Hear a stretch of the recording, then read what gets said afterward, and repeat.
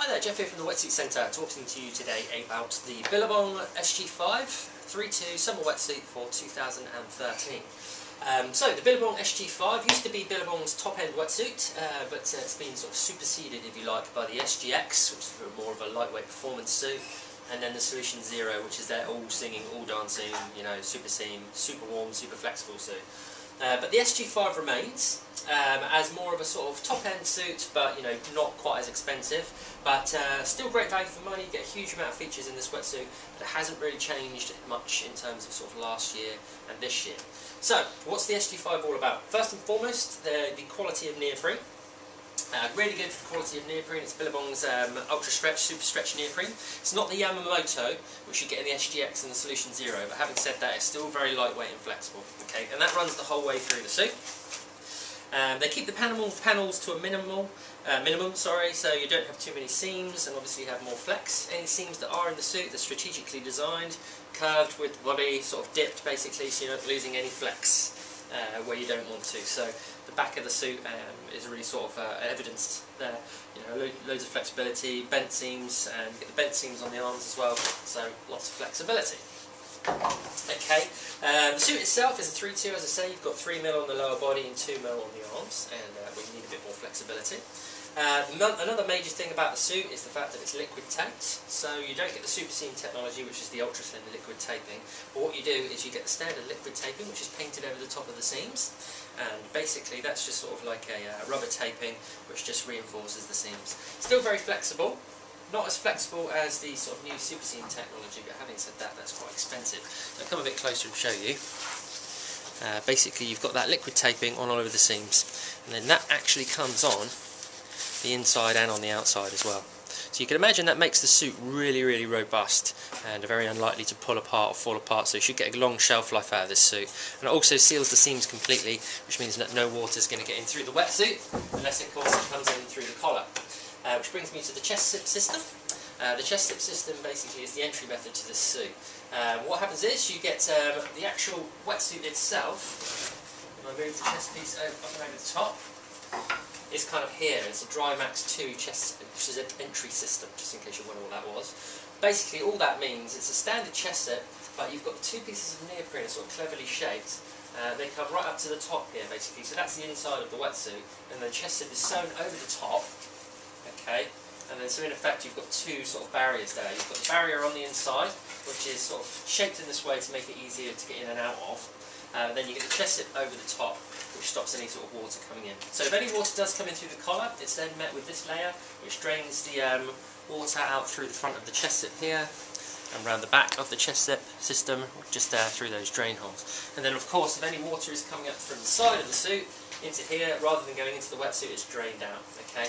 And you get another drain hole around the back of the wetsuit, and it sort of gets rid of any water in the chest zip system. The chest zip is straight across, so it's not a diagonal one, so it really shouldn't make any difference, and it does make it a little bit easier to get on and off the Drymax system, as I said. One thing that's worth noting as well, with the Billabong suits you do get that sort of dipped collar, which is just specifically designed for men, just to go around your Adam's apple, so it's a little bit more comfortable. And you get a sort of pinched in sort of collar there as well, which is quite nice. Creates a better seal around your neck, and also feels a bit more comfortable. Okay, so we take the chest zip up and over. Okay, then you've got the toggle on the side here as well, obviously, so you can fasten the chest zip to whatever sort of level you need. On the outside of the suit, just before I turn it inside out, just to show you the standard sort of Billabong Duraflex knee pad. Slightly puffed out so they fit the knee nicely. I'm not sure if you get a key pocket on this one. Have a little look. No, you don't. But you do get around the back, you get these sort of like indentations on the back of the knee, which apparently help with sort of flexibility and sort of bending around the back of the knee. How much you'd actually notice that is pretty debatable. So, if we turn the suit inside out then, and I can show you what's sort of lying inside. The different sort of colours of neoprene on the inside of the suit indicate, you know, what type of quality of neoprene it is. I think the purple stuff these days is the Yamamoto, or it might be black, I'm not 100% sure.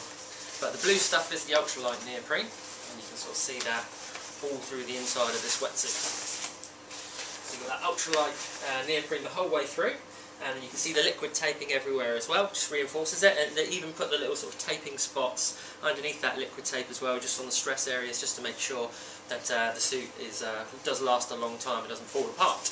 The only other really thing to mention then is the panels here. Okay, you probably are familiar with polypro material these days.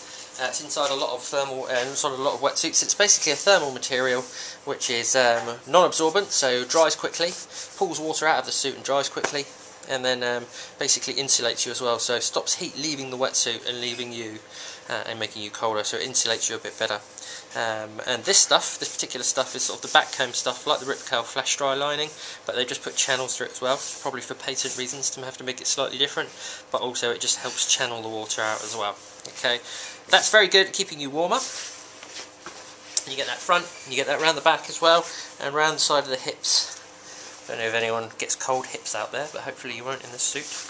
And basically, yeah, it's a thermal material, keeps you a bit warmer, very quick drying as well, so it should dry out this panel of the suit nice and quickly.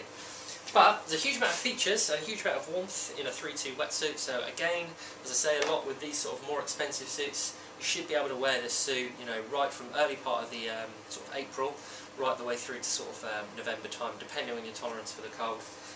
But a very robust suit, will last you a long time, really good high quality, and a suit like this you could definitely wear through most parts of you know, a Mediterranean winter, or maybe even Portugal, and definitely lots of parts of Australia. So the Billabong SG5 3-2 summer wetsuit for 2013.